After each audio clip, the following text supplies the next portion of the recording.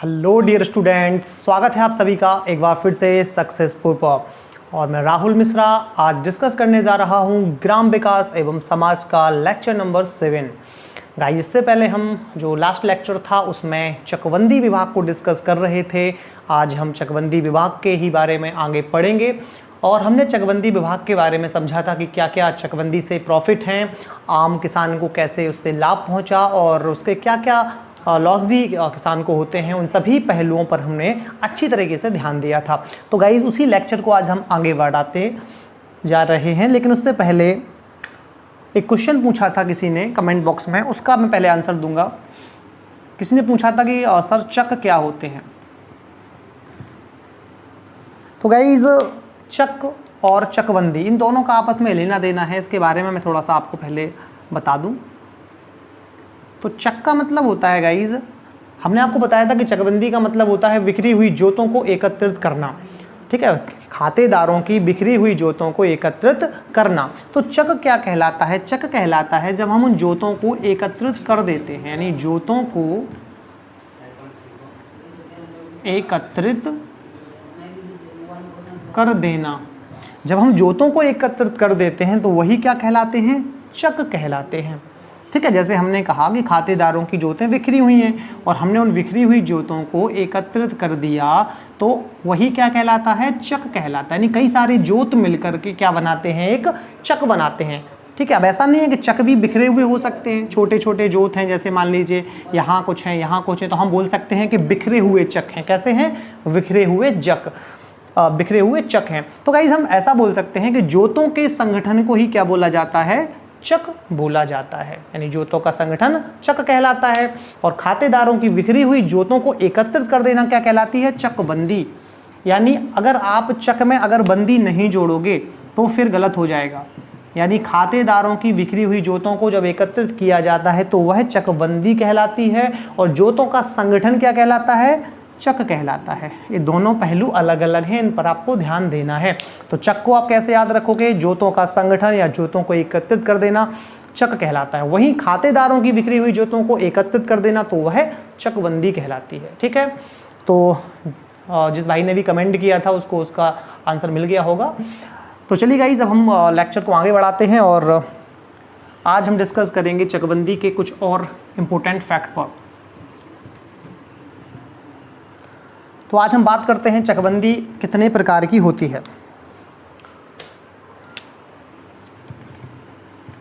चकबंदी कितने प्रकार की होती है? चकबंदी के प्रकार। तो चकबंदी गाइस दो टाइप्स की होती है। मैं इनको डिवाइड कर देता हूं। इसके बारे में हम गाइस लास्ट लेक्चर में थोड़ा बहुत पढ़ चुके थे कि एक चकबंदी होती है जिसे कहा जाता है ऐच्छिक चकबंदी। क्या कहा जाता है? ऐच्छिक चकबंदी। ठीक है, और एक चकबंदी होती है जिसे हम बोलते हैं अनिवार्य चकबंदी। क्या बोलते हैं? अनिवार्य चकबंदी। तो ये दो टाइप्स की चकबंदी होती हैं। एक ऐच्छिक, नाम से ही पता चल रहा होगा आपको, ऐच्छिक। ठीक है, यानी अपनी इच्छा अनुसार चकबंदी करवाना ऐच्छिक चकबंदी कहलाती है। और अनिवार्य का मतलब होता है जो करवाना अनिवार्य है, आपकी इच्छा के अनुसार नहीं होगी, वो सरकार के द्वारा कोई लॉ बनाया जाएगा और आपका चकबंदी करवाना अनिवार्य होगा। चाहे आप चाहते हो कि चकबंदी करवाई जाए या ना चाहते हो, उससे कोई फर्क नहीं पड़ता है। ठीक है, तो सबसे पहले हम ऐच्छिक चकबंदी को समझते हैं। ऐच्छिक चकबंदी गाइस जो है, इसमें किसान या जो खातेदार होते हैं, हम ऐसा बोल सकते हैं किसान अपनी इच्छा अनुसार चकबंदी करवाने का निर्णय लेते हैं। देखिए, आसानी से समझते चलिएगा, नाम से ही पता चल रहा है ऐच्छिक चकबंदी।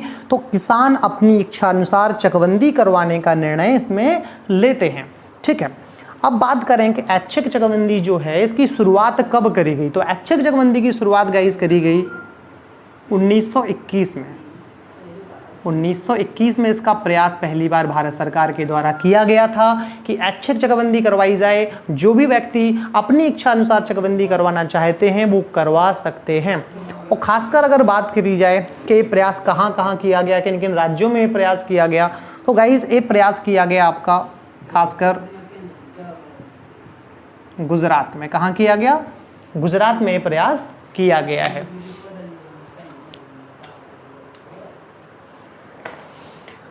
और अगर बात करी जाए तो ये प्रयास गाइज किनके द्वारा किया गया? ये प्रयास किया गया सहकारी समितियों के द्वारा, ये प्रयास किया गया है, सहकारी समितियों के द्वारा ये प्रयास किया गया। राज्य कौन सा इससे प्रभावित रहा? गुजरात, ठीक है। और वर्तमान समय में इस प्रकार की चकबंदी के लिए विभिन्न नियम बनाए गए। कौन कौन से राज्य हैं जो इस चकबंदी से ज़्यादा प्रभावित रहे? तो गुजरात के अलावा इसमें गाइज हम मध्य प्रदेश को भी ऐड कर देंगे, ठीक है। गुजरात के अलावा मध्य प्रदेश को भी इसमें ऐड करेंगे, यानी गुजरात और मध्य प्रदेश इसमें ऐड रहे, और एक और राज्य बिहार, ठीक। ये 3 राज्य से प्रभावित रहे। तो आपसे अगर पूछा जाए कि ऐच्छिक चकबंदी से संबंधित विभिन्न कानून कहाँ बनाए गए, तो गुजरात, मध्य प्रदेश और बिहार में बनाए गए हैं। और 1921 में ये पहला प्रयास सहकारी समितियों के द्वारा किया गया था, ठीक है। तो गाइज अगर बात करी जाए तो ऐच्छिक चकबंदी और अनिवार्य चकबंदी में से सबसे बेटर चकबंदी कौन सी है? अगर आपसे कहा जाए कि बताइए अनिवार्य चकबंदी बेस्ट होती है कि ऐच्छिक चकबंदी बेस्ट होती है, तो अगर हम इसकी प्रोग्रेस पर बात करें, प्रोग्रेस के हिसाब से इसको देखा जाए कि किसकी प्रगति सबसे अच्छी है, तो हम बात कर सकते हैं कि अनिवार्य चकबंदी की जो प्रगति है गाइज वो ऐच्छिक चकबंदी की तुलना में बहुत अच्छी है। इसकी प्रगति कैसी है? ऐच्छिक चकबंदी की तुलना में बहुत ज़्यादा अच्छी है। और इसकी प्रगति कैसी है? इसकी प्रगति बहुत ही ज़्यादा धीमी है। इसकी प्रगति बहुत ही ज़्यादा धीमी है। और क्यों धीमी है? मैं आपको पहले ही बता चुका हूँ कि चकबंदी लाभकारी तो है, राज्य सरकार की कल्याणकारी योजना है। सरकार चाहती है कि वह किसान जो बिखरी हुई जोतों से परेशान है, अधिक समय बर्बाद करता है, अधिक पैसा खर्च करता है, परेशानी होती है, सिंचाई के साधन उसे सुगमता से उपलब्ध नहीं हो पाते हैं, तो वह किसान चकबंदी कराकर अपनी जोतों को एकत्रित कर ले और सही तरीके से, वैज्ञानिक तरीके से सिंचाई भी कर सके और सही तरीके से पैदावारी भी कर सके, जिससे उसकी आय में भी बढ़ोतरी हो सके। लेकिन मैंने आपको पहले ही बताया था कि भारत के किसान कैसे हैं? रूढ़िवादी टाइप के हैं, ठीक है। वो अपनी ज़मीन की वैल्यू, अगर उन्हें पता लगे कि उनकी ज़मीन की वैल्यू इस स्थान पर ज़्यादा है, तो वो कभी भी अपनी भूमि को बेचने पर राज़ी नहीं होंगे। वो अपनी भूमि की कभी भी चकबंदी कराने के लिए कभी भी वो राज़ी नहीं होंगे। उन्हें पता है कि उनकी भूमि की वैल्यू यहाँ पर ज़्यादा है, तो लोग अपनी इच्छा से बहुत कम ही तैयार होते हैं चकबंदी कराने के लिए। इसीलिए तो इसकी प्रगति कैसी है? धीमी है। लेकिन वहीं अगर सरकार कोई नियम कानून बना दे तो लोगों को मजबूरन चकबंदी करानी होती है। तो आप आसानी से समझ पा रहे होंगे कि ऐच्छिक चकबंदी की प्रगति धीमी क्यों है। चलिए अब हम बात कर लेते हैं साइड में ही अनिवार्य चकबंदी की भी। तो अनिवार्य चकबंदी की बात करी जाए तो इसको मैं 2 भागों में डिवाइड करूंगा। इसमें से जो पहला है वो है आपका आंशिक चकबंदी, आंशिक चकबंदी, और दूसरी जो चकबंदी है वो आपकी है पूर्ण चकबंदी, पूर्ण चकबंदी। अगर मैं बात करूं तो अनिवार्य चकबंदी के लिए सरकार के द्वारा कोई लॉ बनाया जाता है, कोई कानून बनाया जाता है, जिसमें सरकार बोलती है कि आपको चकबंदी करवाना अनिवार्य है, ठीक है। आपको चकबंदी करवाना कैसा है? अनिवार्य है। और मैं पहले ही बता चुका हूँ राज्य सरकार की कल्याणकारी योजना है, इसके बहुत ही ज़्यादा लाभ होते हैं। हम लास्ट वीडियो में इसके प्रॉफिट के बारे में पढ़ चुके हैं कि चकबंदी से कौन कौन से लाभ होते हैं, मैं पहले ही आपको बता चुका हूँ। मैं तो यहाँ तक कहूँगा कि भूमि सुधार में, मैं तो यहाँ तक कहूँगा गाइज आपसे कि भूमि सुधार संबंधी जितने भी लाभ हुए हैं किसानों को, यानी भूमि सुधार के दौरान भारत के किसानों को जितने भी लाभ हुए हैं, अगर उन सभी लाभों को मिलाकर तराजू में एक साइड रख दिया जाए, मान लीजिए तराजू के इस पड़ले में एक साइड रख दिया जाए उन सभी लाभों को मिलाकर जो भी भूमि सुधार में भारत के किसानों को हुए हैं, और केवल चकबंदी के लाभों को एक तराजू में रख दिया जाए, केवल चकबंदी के लाभों को, तो चकबंदी का जो तराजू है जिसमें चकबंदी को रखा गया है वो इन सभी लाभों से भी कैसा होगा? भारी होगा। तो इससे पता लगता है कि चकबंदी के दौरान किसानों को कितना ज़्यादा फायदा पहुंचा है। तो आप बिल्कुल भी इस चक्कर में ना रहिए। मैं तो कहूँगा भूमि सुधार में सबसे बढ़िया जो लाभ किसानों को हुआ है वो किससे हुआ है? चकबंदी से हुआ है। ठीक है, तो अनिवार्य चकबंदी में हम यहाँ पर देखते हैं, एक तो आपकी आंशिक चकबंदी और एक आपकी पूर्ण चकबंदी। अगर बात करी जाए आंशिक चकबंदी में, तो आप नाम से ही देख रहे होगे आंशिक अपने आप में पूर्ण नहीं है, और पूर्ण चकबंदी अपने आप में कैसी है? पूर्ण है। हालांकि लॉ दोनों के लिए बनाए जा सकते हैं सरकार के द्वारा, लेकिन पहले हम समझते हैं आंशिक चकबंदी क्या है। आंशिक चकबंदी में अगर गाँव के कुछ लोग, गाँव के कुछ किसान, हम बोलेंगे गाँव के कुछ किसान या खातेदार चकबंदी कराने को तैयार हैं, चकबंदी कराने को तैयार हैं, तो चकबंदी करानी पड़ेगी जो बाकी लोग बचे हैं। तो हम ऐसा बोलेंगे, तो अन्य लोगों को भी, तो अन्य लोगों को भी, अन्य लोग मतलब अन्य किसानों को भी चकबंदी कराना अनिवार्य होगा। तो अन्य लोगों को भी चकबंदी कराना अनिवार्य होगा, हम ऐसा बोल सकते हैं। अब गाँवों के कुछ किसान चकबंदी कराने को तैयार हों, तो कौन से किसान? तो यहाँ पर कुछ किसान, कौन से किसान हैं? जिनके पास, जो गांव के अच्छे खासे किसान हैं, जिनके पास 75% गांव की भूमि है। ठीक है, जिनके पास गांव की कितनी भूमि है? 75% भूमि है। वो चाहते हैं कि अगर चकबंदी हो तो फिर बाकी जो बचे हुए हैं उनसे, उनको मतलब उनकी कोई भी, जो भी उनकी उनका जो भी विचार होगा उनको नहीं जाना चाहेगा। सरकार डायरेक्ट उनसे बोल देगी कि भैया आपको भी चकबंदी कराना अनिवार्य होगा, क्योंकि बाकी जो 75% भूमि रखते हैं वो चकबंदी कराने के लिए तैयार हैं। तो इसीलिए इसको क्या कहते हैं? आंशिक चकबंदी इसको कहा जाता है। अब हम बात करते हैं पूर्ण चकबंदी की। तो पूर्ण चकबंदी में सरकार के द्वारा डायरेक्ट लॉ बनाया जाता है और कह दिया जाता है कि चकबंदी कराना अनिवार्य है। तो चकबंदी कराना सभी किसानों को अनिवार्य होता है। हम इसे बोलेंगे चकबंदी कराना सभी किसानों को कैसा होता है? अनिवार्य होता है। तो पूर्ण चकबंदी, आंशिक चकबंदी और इसके अलावा आपने समझा ऐच्छिक चकबंदी क्या होती हैं। चलिए गाइस, अब हम थोड़ा सा बात कर लेते हैं कि आंशिक चकबंदी और पूर्ण चकबंदी किन किन राज्यों में इसके लिए लॉ बनाए गए हैं, क्या इसके प्रावधान है, उसको भी थोड़ा बहुत हम डिस्कस कर लेते हैं।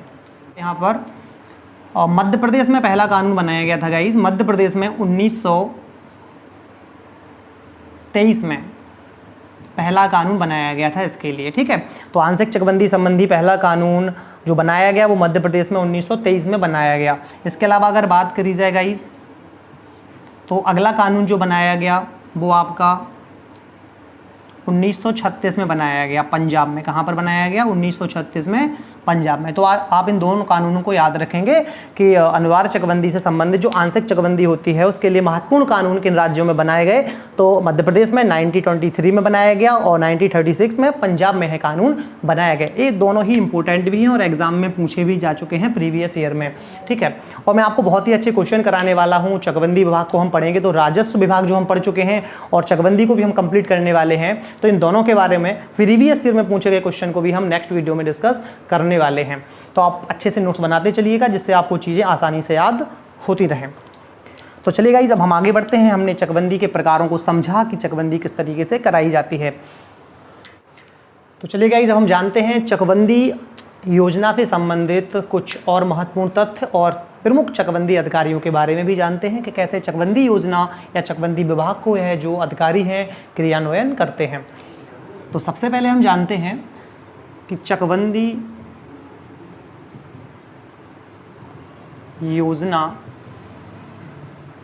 जो बनाई गई वो किस अधिनियम के अंतर्गत बनाई गई, इस सभी पहलुओं को हम जानते हैं। तो गाइस, चकबंदी योजना 1953 अधिनियम के अंतर्गत, इस एक्ट को आप याद रखेंगे, 1953 अधिनियम। इसका नाम क्या है? तो इसका नाम है उत्तर प्रदेश जोत अधिनियम। आप ऐसा बोल सकते हो, उत्तर प्रदेश जोत अधिनियम 1953 कहकर आप इसे बुला सकते हो।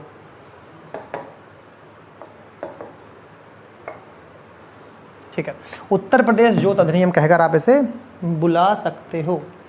यानी उत्तर प्रदेश जोत अधिनियम 1953 के द्वारा चकबंदी योजना को क्रियान्वयन किया गया, चकबंदी योजना बनाई गई। ठीक है, अब चकबंदी योजना को क्रियान्वयन करने के लिए, इस योजना को संचालित करने के लिए कुछ प्रमुख अधिकारियों को नियुक्त किया जाएगा। बिना अधिकारियों के तो इस योजना को क्रियान्वयन करना असंभव सा है। तो उत्तर प्रदेश जोत चकबंदी अधिनियम 1953 के द्वारा चकबंदी योजना बनाई गई और इस योजना को निर्धारित करने के लिए, इस योजना को क्रियान्वयन करने के लिए, नियंत्रण करने के लिए चकबंदी विभाग का गठन किया गया। किसका गठन किया गया? चकबंदी विभाग का गठन किया गया।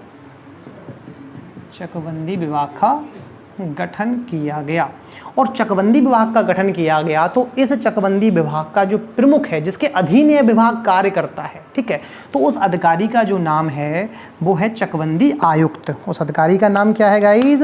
चकबंदी आयुक्त। तो आप इसको याद रखेंगे, चकबंदी आयुक्त, या इसको हम संचालक भी बोल सकते हैं। क्या बोल सकते हैं? संचालक, ठीक है। चकबंदी संचालक या चकबंदी आयुक्त के अधीन चकबंदी विभाग का गठन किया गया। तो यह सबसे बड़ा अधिकारी है, हम ऐसा भी बोलेंगे। तो यहाँ आप लिख सकते हो सबसे बड़ा अधिकारी। अच्छा, अगर मैं आपसे पूछूं कि चकबंदी विभाग निदेशालय जो है, चकबंदी निदेशालय का विभाग का जो मुख्यालय है वो कहाँ पर है, तो गाइज लास्ट वीडियो में हमने डिस्कस किया था, इसका जो हेडक्वार्टर है वो लखनऊ में है। कहाँ पर है? लखनऊ में है, ठीक है। और चकबंदी विभाग के जितने भी कर्मचारी वो चकबंदी आयोग के अधीन ही काम करते हैं। जैसे हमने राजस्व विभाग में पढ़ा था, या जो हमने देखा था कि राजस्व, लेखपाल, जितने भी अधिकारी हैं वो सब किसके अंडर में काम करते हैं। हमने उनके अधिकारियों को भी डिवाइड किया था, मंडलायुक्त से लेकर हमने जो लेखपाल तक के पूरे जो कर्मचारी थे, उनके अधिकारी थे बड़े बड़े, उन सभी को डिस्कस किया था। तो वैसे ही हम चकबंदी विभाग को भी डिस्कस करने जा रहे हैं। हालांकि आपका जो एग्जाम है राजस्व लेखपाल का है, उसी की हम प्रिपरेशन कर रहे हैं। तो चकबंदी विभाग को उतना तो डीपली हम नहीं पढ़ेंगे, लेकिन हाँ, इसके बारे में जो ऊपरी फैक्ट है उनको हम जरूर समझेंगे। तो हमने यहाँ पर देखा चकबंदी विभाग का गठन हुआ किसके अधीन? चकबंदी आयुक्त के अधीन, या संचालक के नाम से भी जाना जाता है, और सबसे बड़ा यह अधिकारी भी होता है। अब इसकी सहायता के लिए दो प्रमुख अधिकारियों को नियुक्त किया गया है। इसकी सहायता के लिए दो प्रमुख अधिकारियों को भी नियुक्त किया गया है। तो उनका नाम क्या है? उनका नाम है अतिरिक्त चकबंदी अधिकारी, अतिरिक्त चकबंदी अधिकारी और सहायक चकबंदी अधिकारी। सहायक चकबंदी अधिकारी।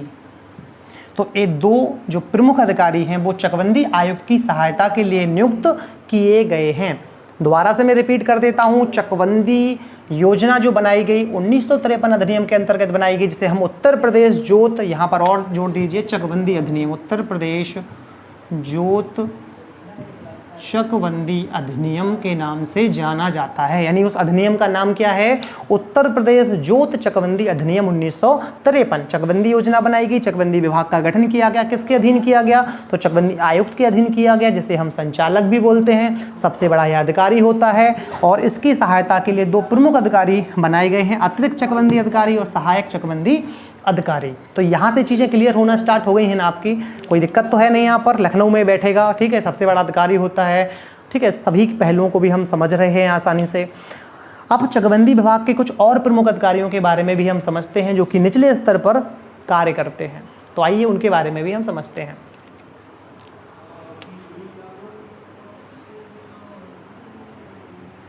देखते हैं जिला स्तर पर कौन कौन से प्रमुख अधिकारी नियुक्त होते हैं। तो यहाँ पर मैं जिला स्तर पर अब बात करने जा रहा हूँ। जिला स्तर पर हम देखेंगे कौन कौन से प्रमुख अधिकारी कार्य करते हैं, ठीक है। तो जिला स्तर पर अगर हम बात करें तो सबसे बड़ा जो अधिकारी होता है उसका नाम आप यहाँ से याद रखेंगे। स्ट्रक्चर वाइज गाइज मैं यहाँ पर बना रहा हूँ क्रम से, तो आप नोट्स में अपने ऐड करते जाइएगा। तो जो पहला प्रमुख अधिकारी है वो है आपका जिला उप संचालक चकबंदी।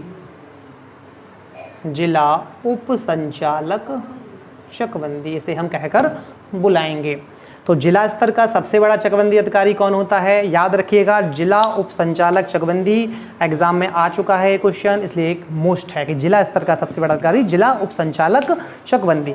बात करें इसकी सहायता के लिए कौन कौन बनाया जाता है, तो इसकी सहायता के लिए जो अधिकारी बनाए जाते हैं उसमें से होता है आपका उप संचालक चकबंदी, उप संचालक चकबंदी।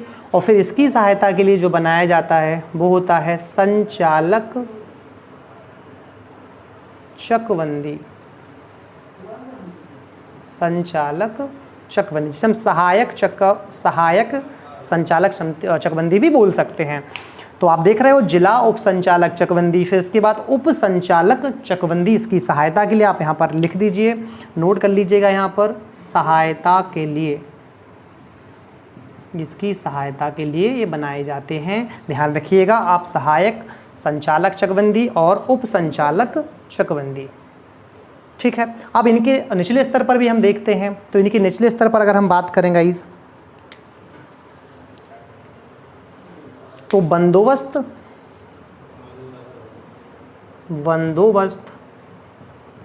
चकबंदी अधिकारी, इसके निचले स्तर पर एक कार्य करता है, बंदोबस्त चकबंदी अधिकारी। इसके निचले स्तर पर अगर हम बात करें तो सहायक बंदोबस्त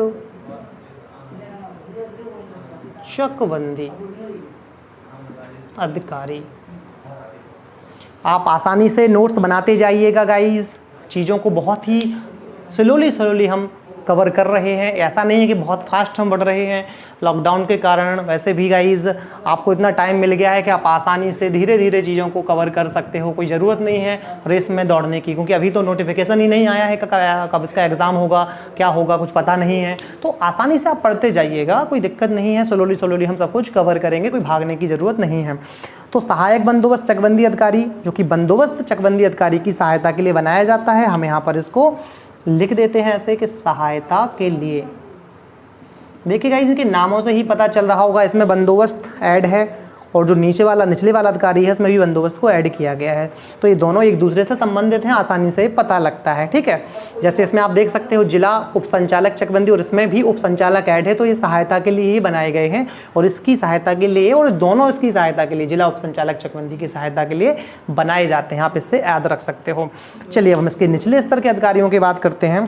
तो सहायक बंदोबस्त चकबंदी अधिकारी के निचले स्तर पर जो कार्य करता है वो है आपका चकबंदी अधिकारी। कौन है? चकबंदी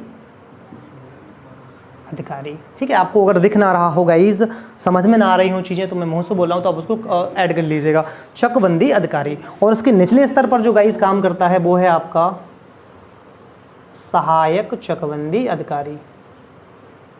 सहायक चकबंदी अधिकारी। तो चकबंदी अधिकारी और उसके निचले स्तर पर कौन कार्य करता है? सहायक चकबंदी अधिकारी। ठीक है, अब यहाँ पर थोड़ी सी गाइस स्पेस नहीं है यहाँ पर, तो मैं यहाँ पर ऐड कर देता हूँ।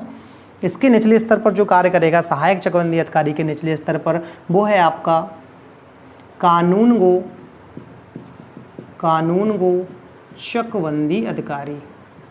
कानूनगो चकबंदी अधिकारी। और इसके निचले स्तर पर गाइस जो काम करता है, इसकी सहायता के लिए बनाया जाता है, इसको रिपोर्ट सौंपने के लिए बनाया जाता है। ठीक है, और यहाँ पर जो मैंने दो ऐड किए थे गाइस, चकबंदी अधिकारी और सहायक चकबंदी अधिकारी, एक दूसरे के पूरक हैं, एक दूसरे की लिए कार्य करते हैं। जो सहायक चकबंदी अधिकारी है वो अपनी सभी रिपोर्टें चकबंदी अधिकारी को सौंपता है। तो यहाँ पर मैं लिख देता हूँ सहायता के लिए।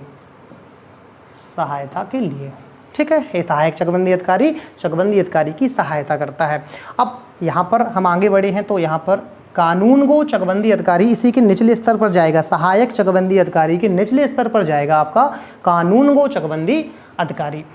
और फिर कानूनगो चकबंदी अधिकारी के निचले स्तर पर हम बात करें तो आता है चकबंदी लेखपाल। कौन आता है? चकबंदी लेखपाल। गाइस अगर आपको ध्यान हो तो राजस्व परिषद जब हम पढ़ रहे थे और हमने राजस्व अधिकारियों की बात करी थी, तो उसमें भी ऐसे ही हमने वर्गीकृत किया था। और सबसे निचले स्तर पर किसको वर्गीकृत किया था? राजस्व लेखपाल को, जिसकी हम प्रिपरेशन कर रहे हैं। आपने देखा होगा चकबंदी लेखपाल के भी फॉर्म अलग से आते हैं। तो गाइस यहाँ पर इसका वर्गीकरण किया गया है ऐसे। आप अगर जिला स्तर पर देखोगे तो सबसे पहले जिला उप संचालक चकबंदी, इसकी सहायता के लिए उप संचालक चकबंदी, इसकी सहायता के लिए सहायक संचालक चकबंदी, दोनों मिलकर जिला उप संचालक चकबंदी की सहायता करते हैं। अगर ऐसा पूछ लिया जाए कि जिला उप संचालक चकबंदी की सहायता के लिए कौन कौन है, तो आप बताओगे उप संचालक चकबंदी और सहायक संचालक चकबंदी। इसलिए मैंने दोनों को रेड कलर से आपका ऐड किया है। ठीक है, इसके निचले स्तर पर बात करी जाए तो बंदोबस्त चकबंदी अधिकारी, जो कि सहायक संचालक चकबंदी, उप संचालक चकबंदी और जिला उप संचालक चकबंदी के निचले स्तर पर कार्य करता है। और इसके अगर सहायता के लिए बात करें तो सहायक बंदोबस्त चकबंदी अधिकारी, जो कि बंदोबस्त चकबंदी अधिकारी की सहायता के लिए बनाया जाता है। इसके निचले स्तर पर बात करें तो चकबंदी अधिकारी है, जो कि इसकी सहायता के लिए है और अपनी रिपोर्टें इसको सौंपता है। और इसके निचले स्तर पर हम बात करें तो सहायक चकबंदी अधिकारी। और फिर अगर बात करें इसके निचले स्तर पर तो आता है कानून गो चकबंदी अधिकारी। और फिर इसके निचले स्तर पर कौन आता है? चकबंदी लेखपाल। तो हमने सभी अधिकारियों को क्रमबद्ध तरीके से गाइज पढ़ा है। अब मैं इतना डिटेल्स में आपको इसलिए नहीं बता रहा हूँ इन अधिकारियों के बारे में, क्योंकि हम चकबंदी लेखपाल की प्रिपरेशन नहीं कर रहे हैं, हम लेखपाल या राजस्व लेखपाल की प्रिपरेशन कर रहे हैं। तो हमने उससे संबंधित सभी अधिकारियों के बारे में आपको डिटेल से डिस्कस करवाया था, ठीक है। तो इतने से ही आपके क्वेश्चन बन जाएंगे। बस थोड़ा बहुत इनके बारे में जो भी और क्वेश्चन होंगे वो मैं आपको कवर करा दूंगा।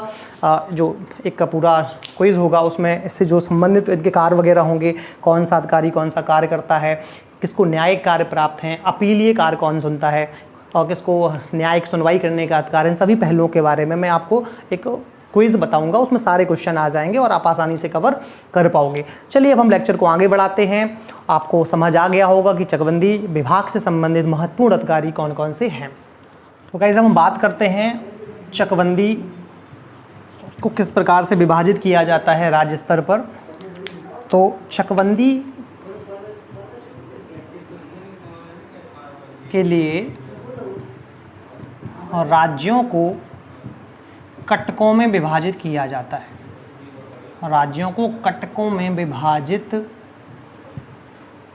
किया जाता है। अब याद रखोगे चकबंदी के लिए राज्यों को किस में विभाजित किया जाता है? कटकों में। कटक क्या होते हैं गाइज?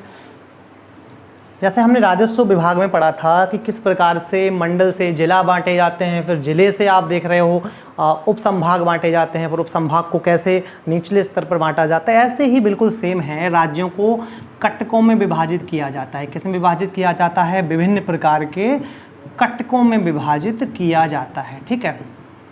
और फिर होता क्या है कि इन कटकों के लिए एक चकबंदी समिति की स्थापना होती है। किसकी स्थापना होती है? चकबंदी समिति की स्थापना होती है, ठीक है। चकबंदी का कार्य क्या होता है? बिखरी हुई जोतों को एकत्रित करना। तो उसके लिए राज्य क्या करता है? विभिन्न कटकों में विभाजित कर देता है। एक कटक के पास अपनी अपनी भूमि होती है, अपने अपने प्रमुख अधिकारी होते हैं और उनको सौंप दिया जाता है कि भाई आपको चकबंदी करना है अपने कटक में, ठीक है। और बात करें चकबंदी समिति की, तो चकबंदी समिति अपने अपने कटक में काम करती है। जैसे मान लीजिए एक कटक में एक चकबंदी समिति बना दी गई है, तो प्रत्येक कटक के लिए एक चकबंदी समिति बनाई जाती है। और उस समिति में अगर हम सदस्यों की बात करें गाइस, तो कम से कम 5 सदस्य होते हैं। कम से कम कितने सदस्य होते हैं? 5 सदस्य। और अधिक से अधिक अगर हम बात करें तो अधिक से अधिक इसमें 11 सदस्य होते हैं। अधिक से अधिक 11 सदस्य होते हैं। तो आपको याद रखना है कि चकबंदी समिति में कम से कम 5 सदस्य और अधिक से अधिक 11 सदस्य होते हैं। गाइस उतना डीपली डिटेल्स में हम नहीं पढ़ रहे हैं, क्योंकि चकबंदी लेखपाल का एग्ज़ाम नहीं है, राजस्व लेखपाल का एग्ज़ाम है। तो चीज़ें ज़्यादातर राजस्व लेखपाल से संबंधित ही पूछी जाएंगी। लेकिन फिर भी हमने चकबंदी विभाग को इतना पढ़ रखा है और आगे भी अभी हम इसके बारे में पढ़ने वाले हैं। कुछ इलेक्शन नंबर 8 में भी हम डिस्कस करेंगे अभी चकबंदी के बारे में कुछ, और इंपॉर्टेंट क्विज को भी हम सॉल्व करेंगे, प्रीवियस ईयर में पूछे जाने वाले क्वेश्चन को भी हम सॉल्व करेंगे। तो उतना आपके लिए पर्याप्त होगा चकबंदी के लिए। तो बात करें तो चकबंदी के लिए राज्यों को कटकों में विभाजित किया गया। प्रत्येक कटक के लिए चकबंदी समिति बनाई जाएगी और कम से कम उसमें 5 सदस्य होंगे और अधिक से अधिक 11 सदस्य उसमें होते हैं, ठीक है। तो इस प्रकार से कार्य चलता है चकबंदी का। अब अगर बात करें हम चकबंदी लेखपाल की क्या भूमिका होती है, थोड़ा बहुत उसको भी हम समझ लेते हैं। तो बात करें हम चकबंदी लेखपाल की, तो थोड़ा बहुत देख लीजिएगा चकबंदी लेखपाल के बारे में भी कि इसकी क्या भूमिका होती है। देखिए चकबंदी लेखपाल जो भी कृत्य करता है उन सभी कृत्यों के लिए वह अपनी रिपोर्ट जो होता है वो किसे सौंपता है? वो सौंपता है कानून गो चकबंदी को। किसे सौंपता है?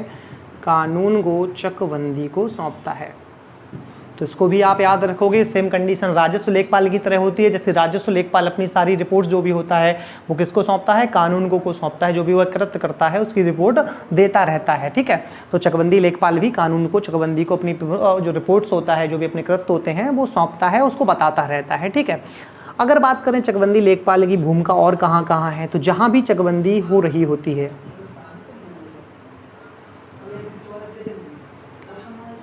जहाँ भी चकबंदी हो रही होती है या जहाँ चकबंदी होनी होती है, वहाँ चकबंदी लेखपाल की भूमिका बहुत ही ज़्यादा बढ़ जाती है, क्योंकि जो भूमि से संबंधित माप होती है उसको करने का कृत्य भी कौन करेगा, चकबंदी लेखपाल करेगा। जोतों को एकत्रित करने का कार्य भी कौन करेगा, तो चकबंदी लेखपाल करेगा। तो जहाँ चकबंदी हो रही होती है वहाँ चकबंदी लेखपाल की भूमिका, मैं इसको वहाँ ऐड करता हूँ आगे, वहाँ चकबंदी लेखपाल की भूमिका, वहाँ चकबंदी लेखपाल की भूमिका बहुत ही महत्वपूर्ण होती है, बहुत ही महत्वपूर्ण होती है।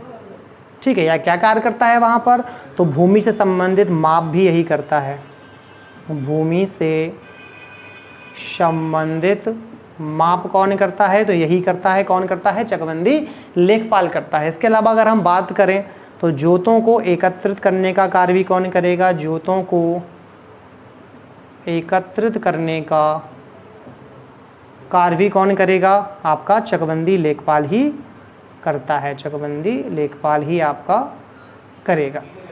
तो चकबंदी लेखपाल के बारे में भी थोड़े बहुत फैक्ट हमने समझे हैं। तो गाइज़ आज ग्राम विकास एवं समाज का लेक्चर नंबर 7 यहीं पर हम उसको विराम देते हैं, और आज हमने चकबंदी के बारे में कुछ और इम्पोर्टेंट फैक्ट को समझा है। तो फिर मिलते हैं नेक्स्ट वीडियो में, तब तक के लिए बाय बाय।